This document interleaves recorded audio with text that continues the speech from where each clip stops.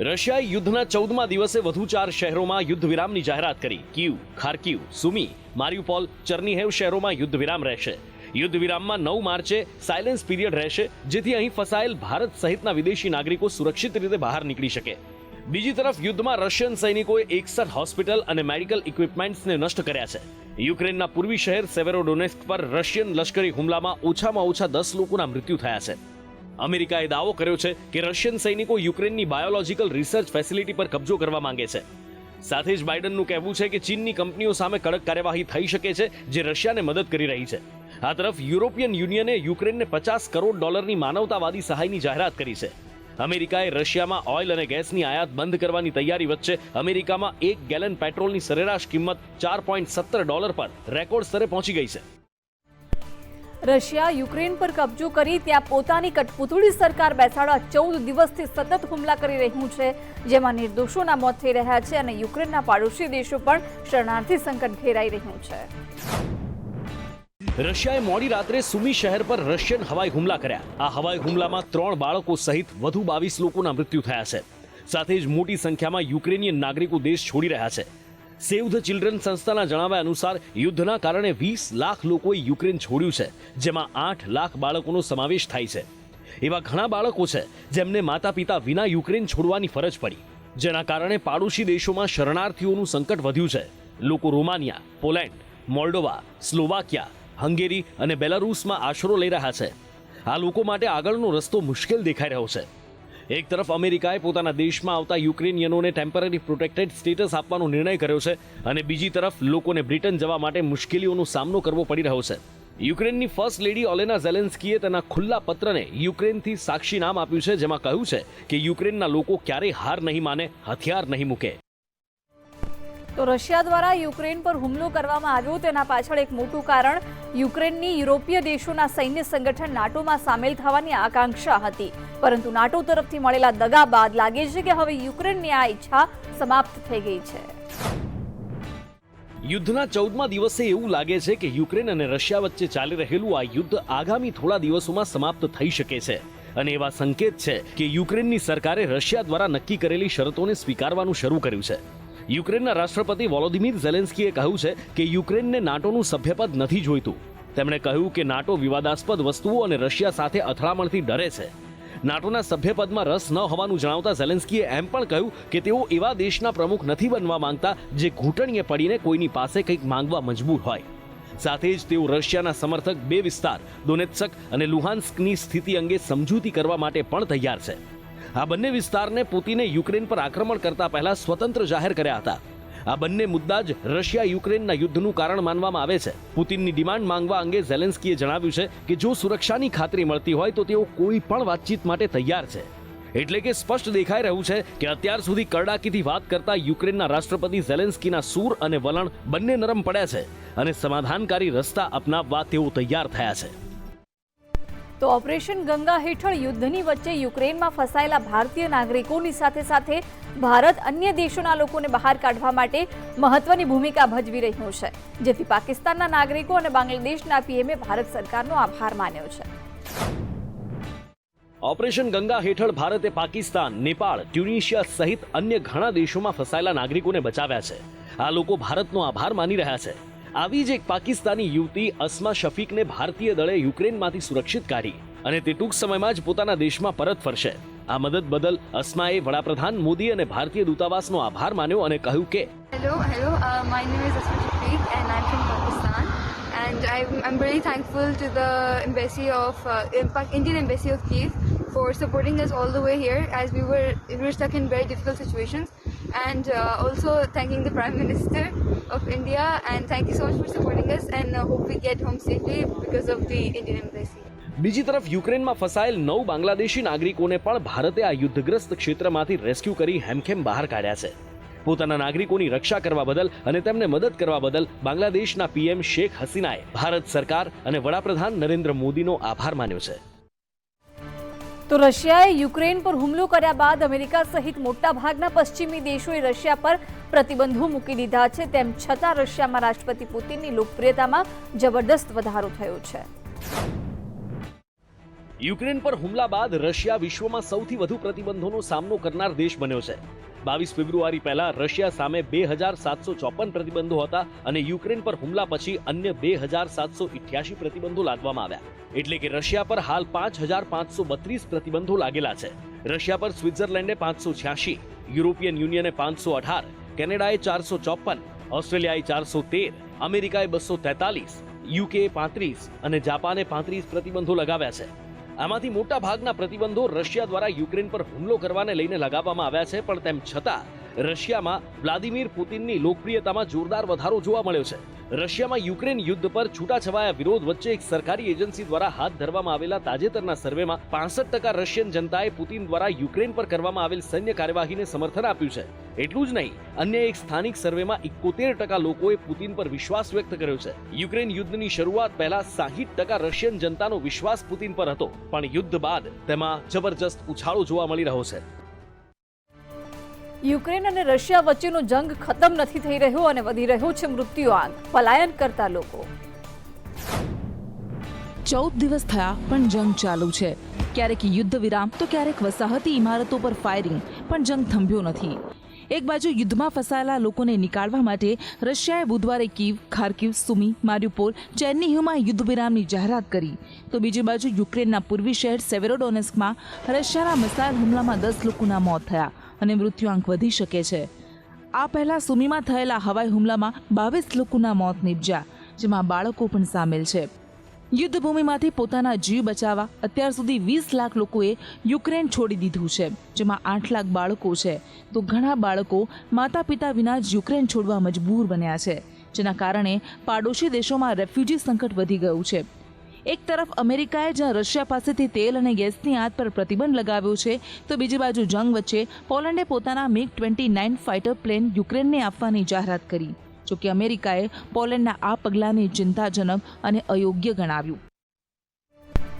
યુદ્ધના દિવસોની સાથે રશિયા પર પ્રતિબંધો પણ વધી રહ્યા છે, પણ આ પ્રતિબંધોની અસર ન માત્ર રશિયાને પણ આખા વિશ્વને થઈ રહી છે અને ભારત પણ તેમાંથી બાકાત નથી રહ્યું.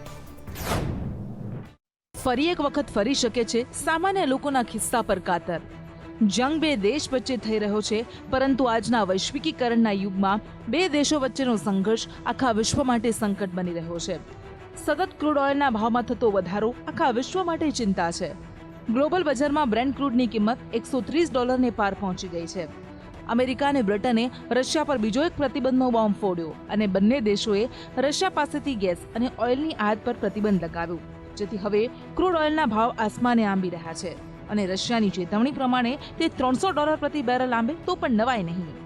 અમેરિકાએ વિકલ્પ શોધવા યુએઈ અને સંયુક્ત અરબ અમીરાત સાથે વાત કરવાની કોશિશ કરી, પરંતુ નિષ્ફળ રહી. ભારતમાં હાલ તો પેટ્રોલ ડીઝલની કિંમતો સ્થિર છે, પરંતુ ચૂંટણીના પરિણામો બાદ તેમાં વધારો થશે તે નક્કી છે.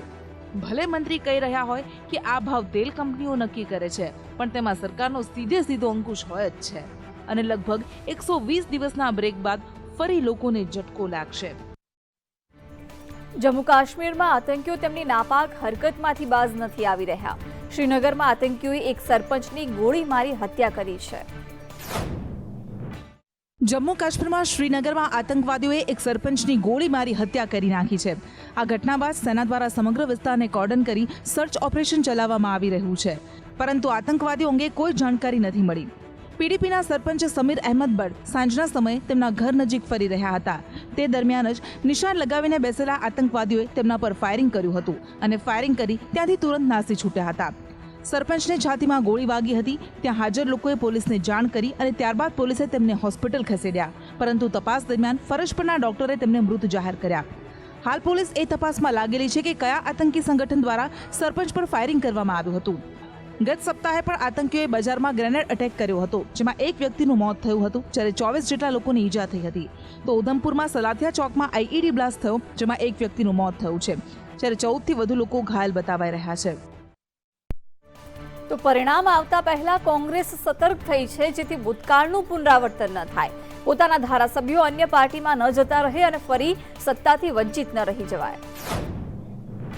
ક્યાંક પોતાના ધારાસભ્યો બીજા પક્ષમાં ન જતા રહે તેવા ખરીદ વેચાણના ડરથી કોંગ્રેસ પોતાના ઉમેદવારો પર નજર રાખી રહી છે. ઘેરાબંધી શરૂ થઈ ગઈ છે અને ગોવામાં હોર્સ ટ્રેડિંગ રોકવા માટે જવાબદારી સોંપાઈ છે કર્ણાટક કોંગ્રેસ અધ્યક્ષ ડીકે શિવકુમારને. ગોવામાં હંગ એસેમ્બલી એટલે કે કોઈ પણ પક્ષને સ્પષ્ટ બહુમતી ન મળતી હોવાની સંભાવનાઓ વચ્ચે ગોવાની રાજનીતિમાં અત્યારથી જ હલચલ શરૂ થઈ ગઈ છે. ગોવામાં ત્રિશંકુ વિધાનસભાની સંભાવના જોતા 2017નું પુનરાવર્તન ન થાય તે માટે પોતાના ઉમેદવારોને કથિત રીતે ઉત્તરી ગોવાના એક રિસોર્ટમાં સ્થાનાંતરિત કરાયા છે. ગત વખતે 2017માં કોંગ્રેસને સૌથી વધુ 17 બેઠકો મળ્યા છતાં કોંગ્રેસ સરકાર નહોતી બનાવી શકી. જ્યારે તેના ધારાસભ્યોએ રાજીનામા આપી દીધા હતા, જ્યારે ભાજપ પાસે 13 બેઠકો હોવા છતાં એમજીપી અને અપક્ષ ધારાસભ્યો સાથે મળીને સત્તા હાથમાં લીધી હતી. તેનું પુનરાવર્તન ન થાય તે માટે કોંગ્રેસ જાગી રહી છે. કોંગ્રેસ આપ જેવા પક્ષોએ પોતાના ઉમેદવારોને પક્ષપલટો ન કરવાના શપથ પણ લેવડાવ્યા, પરંતુ તેમ છતાં કોંગ્રેસને ડર છે કે ક્યાંક જીતેલા ધારાસભ્યો વેચાઈ ન જાય. જે પ્રદેશની રાજનીતિ માટે કહેવાય છે કે તે દેશના મિજાજના સંકેત આપે છે, તે યુપીના કાલે પરિણામ આવવાના છે, પરંતુ તે પહેલા ઈવીએમને લઈને ફરી શંકાની સોય ઉઠી રહી છે. જેના પર દેશ આખાની નજર છે તે ઉત્તર પ્રદેશ વિધાનસભાની ચૂંટણીના પરિણામો 10મી તારીખે આવવાના છે. પરંતુ આ વખતે ભાજપને મજબૂત ટક્કર આપનારી સમાજવાદી પાર્ટીના અધ્યક્ષ અખિલેશ યાદવે સરકાર પર ચોરીનો આરોપ લગાવ્યો અને ધમસાણ મચી ગયું. અખિલેશ યાદવે આરોપ લગાવ્યો કે મતગણનાના 48 કલાક પહેલા વારાણસીમાં ઈવીએમ મશીનને ગેરકાયદેસર લઈ જવામાં આવ્યા અને તેને લઈને વિડીયો પણ સામે આવ્યા. સપાએ હંગામો મચાવ્યો અને ચૂંટણી આયોગ પર પણ સવાલ ઉઠાવ્યા. ભાજપ પર ગોલમાલ કરવાના આરોપ લગાવ્યા. આ મામલે વિવાદ વકરતા વારાણસી કમિશનર દીપક અગ્રવાલે સ્વીકાર્યું કે ઈવીએમને લઈ જવામાં સુરક્ષામાં ચૂક થઈ છે, પણ તેની પાછળ કોઈ બદ ઇરાદો નહોતો. જોકે વારાણસીના જિલ્લા વિકાસ અધિકારી કૌશલરાજ શર્માએ કહ્યું કે જે ઈવીએમ ગાડીમાં હતા તે પોલિંગવાળા નહીં પણ ટ્રેનિંગવાળા હતા. આખરે આ મામલે ચૂંટણી આયોગે કાર્યવાહી કરી છે અને જિલ્લા ચૂંટણી અધિકારીએ એડીએમ નલિનીકાંત સિંહને સસ્પેન્ડ કરતા ચૂંટણી કાર્યોમાંથી હટાવી દીધા. તો વારાણસીમાં ઈવીએમ બબાલ પર તંત્રએ કડક કાર્યવાહી હાથ ધરી છે. પોલીસે 300 જેટલા સપા કાર્યકરો પર કેસ દાખલ કર્યો છે. ઉત્તર પ્રદેશ ચૂંટણીના પરિણામ આવતીકાલે આવવાના છે, પરંતુ તે પહેલા વારાણસીમાં ઈવીએમ બબાલે મોટું સ્વરૂપ ધારણ કરી દીધું છે.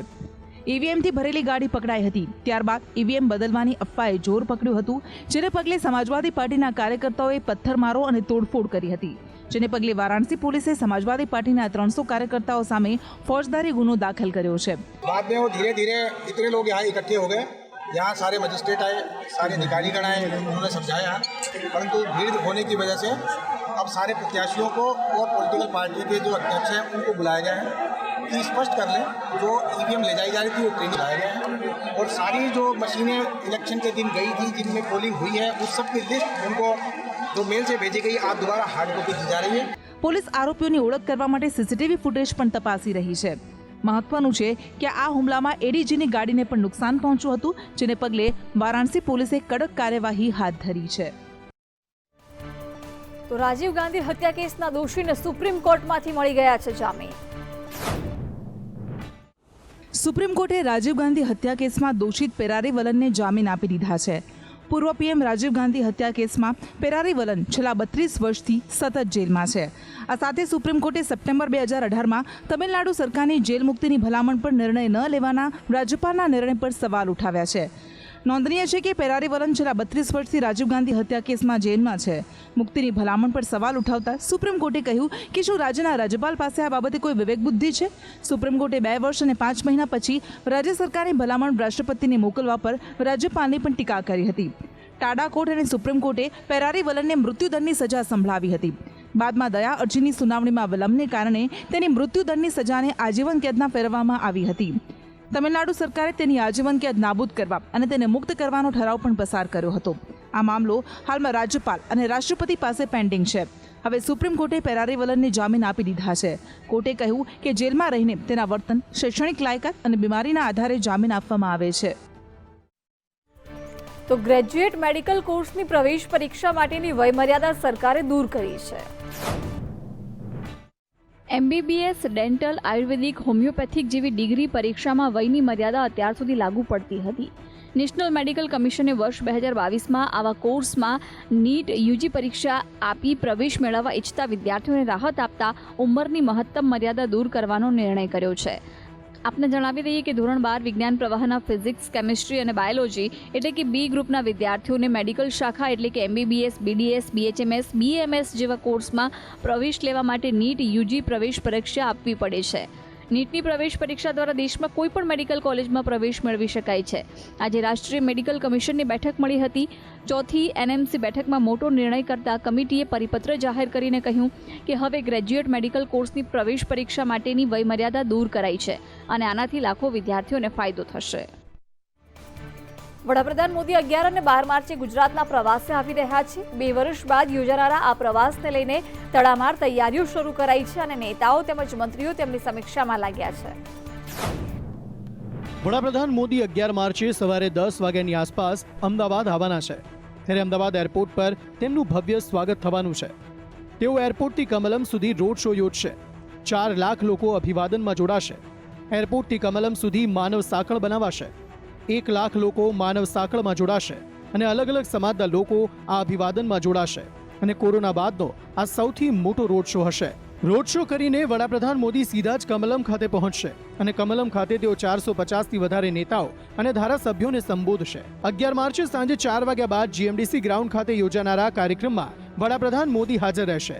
મારું ગામ મારું ગુજરાત બેનર હેઠળ કાર્યક્રમ યોજાશે. 12 માર્ચે યોજાઈ રહેલા ખેલ મહાકુંભનો પ્રારંભ પ્રધાનમંત્રી મોદી દ્વારા કરાશે. ખેલ મહાકુંભ આયોજનના ભાગરૂપે સરદાર પટેલ સ્ટેડિયમમાં એક વિશાળ સ્ટેજ બનાવાશે, જેમાં સ્ટેડિયમની કેપેસિટી મુજબ 1 લાખ લોકોને પ્રવેશ અપાશે. આયોજનની સમગ્ર જવાબદારી કોર્પોરેશનના 2 DYMC કક્ષાના અધિકારીને સોંપાઈ છે. ગુજરાતમાં 3,64,000 લોકો બેરોજગાર છે અને આ આંકડા આપ્યા છે ગુજરાત સરકારે વિધાનસભા ગૃહમાં. તાજેતરમાં જ ગુજરાતનું બજેટ રજૂ થયું તેમાં સરકારે નવી 2 લાખ રોજગારી ઊભી કરવાનો દાવો કર્યો હતો. પણ આ દાવા સામે સરકારે છેલ્લા 2 વર્ષના બેરોજગારીના આંકડા પણ વિધાનસભા ગૃહમાં રજૂ કર્યા છે. આ આંકડા કહે છે કે રાજ્યમાં કુલ 3,64,252 બેરોજગારો સરકારી ચોપડે નોંધાયેલા છે. તેમાં શિક્ષિત બેરોજગારોની સંખ્યા 3,46,436 અને અર્ધશિક્ષિત બેરોજગારોની સંખ્યા 17,816 છે. સરકારે કહ્યું કે 2 વર્ષમાં માત્ર 1278 સરકારી નોકરીઓ અપાઈ છે અને તેમાં 16 જિલ્લામાં તો 2 વર્ષમાં એક પણ નોકરી નથી અપાઈ. કોંગ્રેસના ધારાસભ્ય નૌશાદ સોલંકીએ પૂછેલા પ્રશ્નના લેખિત જવાબમાં સરકારે આ માહિતી આપી અને ત્યારબાદ કોંગ્રેસે આ મુદ્દે પ્રહાર કર્યા. પક્ષ અને વિપક્ષ રાજનીતિમાં વ્યસ્ત છે. એક તરફ ગુજરાતમાં બેરોજગારીની સંખ્યા સતત વધી રહી છે.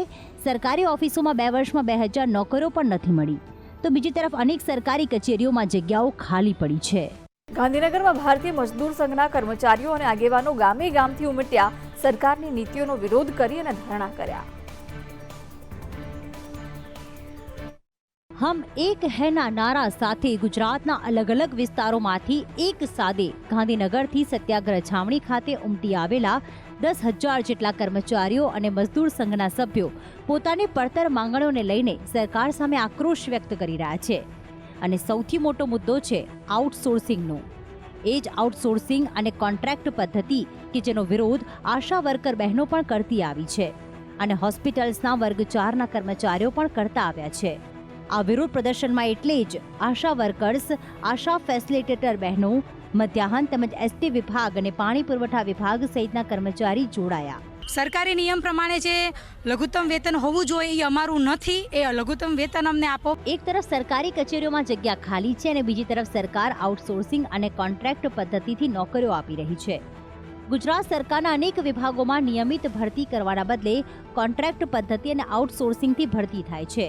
કર્મચારી લેવાના બદલે એજન્સી નિયુક્ત કરાય છે અને તે એજન્સી કોન્ટ્રાક્ટ પદ્ધતિ પર માણસો લઈને વેતન આપે છે. ગુજરાત સરકારે હેલ્મેટ, સીટ બેલ્ટ અને ટ્રાફિકના નિયમો તોડનાર સામે ડ્રાઈવ શરૂ કરી છે. ત્યારે ભાજપ સરકારની આ ડ્રાઈવ સામે ભાજપના જ પૂર્વ મંત્રીએ વાંધો ઉઠાવ્યો. ગુજરાતના પૂર્વ આરોગ્ય મંત્રી અને ભાજપના નેતા એવા કુમાર કાનાણી ફરી એકવાર ભાજપની જ સરકારના નિર્ણય સામે સવાલ ઉઠાવી રહ્યા છે. ગુજરાત સરકારે હેલ્મેટ અને સીટ બેલ્ટને લઈને શરૂ કરેલી ટ્રાફિક ડ્રાઈવ સામે કુમાર કાનાણીએ ગૃહ રાજ્યમંત્રી હર્ષ સંઘવીને પત્ર લખીને ટ્રાફિક દંડ નહીં વસૂલવાની અપીલ કરી છે. તેમનું કહેવું છે કે કોરોના કાળમાંથી લોકો ધીમે ધીમે બહાર આવી રહ્યા છે, ત્યારે દંડ વસૂલવો યોગ્ય નથી. પોલીસને બી તો કોઈ કામ જ ના હોય એ રીતે આપો 8 દિવસ આ જ કામ કરવાનું. આ લોકોમાં ખૂબ ખરાબ મેસેજ જાય છે. જો કે આ પહેલી વખત નથી જ્યારે કુમાર કાનાણીએ સરકારના નિર્ણયો સામે સવાલ ઉઠાવ્યા હોય. 20 ઓગસ્ટ 2021ના રોજ પણ તેમણે ટ્રાફિકના નિયમો મુદ્દે વસૂલાતા દંડ સામે ટ્રાફિક ડીસીપીને પત્ર લખ્યો હતો.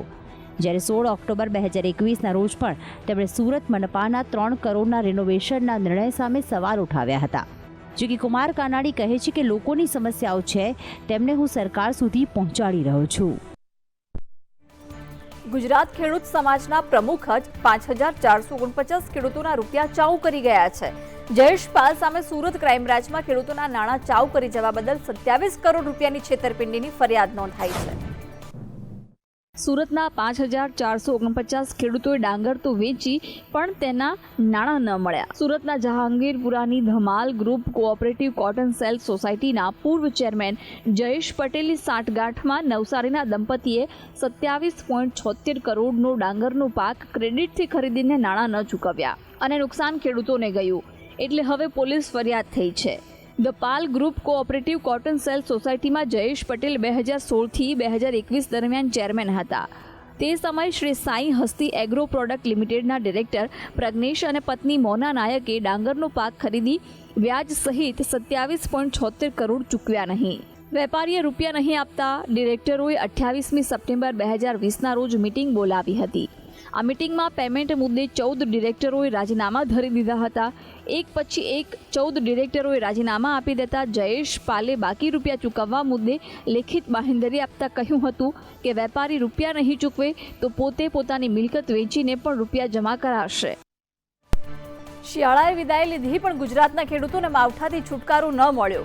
ઉનાળો શરૂ થતાં જ ફરી ગુજરાતના અનેક વિસ્તારોમાં કમોસમી વરસાદની સાથે કરા પણ પડ્યા. ઉત્તર ગુજરાતના સાબરકાંઠામાં આજે બપોર બાદ વાતાવરણમાં પલટો આવ્યો હતો. પોશીના પંથકમાં સવારથી જ વાદળિયું વાતાવરણ જોવા મળ્યું હતું. બપોર પછી ભારે પવન સાથે વરસાદી ઝાપટા પડ્યા હતા તો કેટલાક વિસ્તારમાં કરા પણ પડ્યા. કમોસમી વરસાદના કારણે ખેડૂતો ચિંતિત બન્યા હતા. ચણા, ઘઉં અને રાયડો જેવા પાકને નુકસાન થવાની ભીતિ સેવાઈ હતી. અમદાવાદ શહેરના વાતાવરણમાં પણ પલટો આવ્યો હતો. બપોર બાદ શહેરના પૂર્વ વિસ્તાર એવા વસ્ત્રાલ, નિકોલ, ઓઢવમાં પવન સાથે વરસાદી ઝાપટા પડ્યા. માવઠાના કારણે વાતાવરણમાં ઠંડક પ્રસરી. અમદાવાદ પૂર્વના સિંગરવા વિસ્તારમાં વરસાદની સાથે સાથે કરા પડ્યા હતા. ભર ઉનાળે કરા પડતા આ વિસ્તારના લોકોમાં ભારે આશ્ચર્ય ફેલાયું હતું. સિહોર અને આજુબાજુના વિસ્તારમાં સવારથી જ વાદળછાયું વાતાવરણ હતું. ગ્રામ્ય પંથકમાં સાંજ પડતા ઝાપટા પડ્યા હતા, જેના કારણે ખેડૂતોમાં ચિંતા વ્યાપી છે. સુરત જિલ્લામાં પણ વાતાવરણ પલટાયું. ઉમરપાડામાં સાંજે કમોસમી વરસાદ ધીમી ધારે શરૂ થયો હતો. દક્ષિણ ગુજરાતના ખેડૂતો પણ માવઠાથી ચિંતામાં મુકાયા. હવામાન વિભાગે 3-4 દિવસ પહેલા જ માવઠાની આગાહી કરી હતી. ખેડૂતોને કમોસમી વરસાદની શક્યતા વ્યક્ત કરીને સાવચેત કર્યા હતા. તો આઈસીસીના ટેસ્ટ રેન્કિંગમાં જાડેજા નંબર 1 પર પહોંચ્યો છે, તો ટોપ 10માં 3 ભારતીય ખેલાડી સામેલ છે. ઇન્ટરનેશનલ ક્રિકેટ કાઉન્સિલે તાજેતરની ટેસ્ટ રેન્કિંગ જાહેર કરી છે. મોહાલી ટેસ્ટમાં બોલ અને બેટથી શાનદાર પ્રદર્શન કરનાર રવિન્દ્ર જાડેજા વિશ્વનો નંબર 1 ઓલરાઉન્ડર બની ગયો છે. આ સાથે જ પૂર્વ ભારતીય કેપ્ટન વિરાટ કોહલી પણ ટોપ 5માં પરત ફર્યો છે. હાલમાં ટીમ ઇન્ડિયાના 3 બેટ્સમેન ટોપ 10માં સામેલ છે. રવિન્દ્ર જાડેજા વેસ્ટ ઇન્ડિઝના ભૂતપૂર્વ કેપ્ટન જેસન હોલ્ડરને પાછળ છોડીને નંબર 1 ઓલરાઉન્ડર બની ગયો છે. જાડેજાએ મોહાલી ટેસ્ટમાં 175 રનની અણનમ ઇનિંગ અને કુલ 9 વિકેટ ઝડપી હતી. જાડેજા 406 રેટિંગ પોઈન્ટ સાથે ત્રીજા સ્થાનેથી પ્રથમ સ્થાને પહોંચી ગયો છે, જ્યારે જેસન હોલ્ડર 383 પોઈન્ટ સાથે બીજા સ્થાને છે. તો ટેસ્ટની બોલિંગ રેન્કિંગમાં કોઈ મોટો ફેરફાર થયો નથી. Australian captain Pat Cummins 892 point સાથે પ્રથમ સ્થાને યથાવત છે, જ્યારે બીજા નંબર પર રવિચંદ્રન અશ્વિનનું નામ આવે છે. અશ્વિનના 850 પોઈન્ટ છે. તેના સિવાય જસપ્રીત બુમરાહ ટોપ 10માં બીજો ભારતીય બોલર છે. બુમરાહના 763 પોઈન્ટ છે અને તે 10મા સ્થાન પર છે.